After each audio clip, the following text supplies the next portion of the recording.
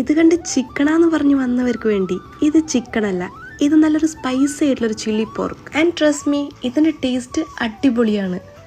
അപ്പോൾ ഒരു കുക്കറിലേക്ക് കുറച്ച് പോർക്ക്, ഉപ്പ്, മഞ്ഞൾപ്പൊടി, മുളക് പൊടി ഇതൊക്കെ ചേർത്ത് കുറച്ച് വെള്ളവും കൂടി ചേർത്ത് ഇത് നല്ലോണം വേവിച്ചെടുക്കണം.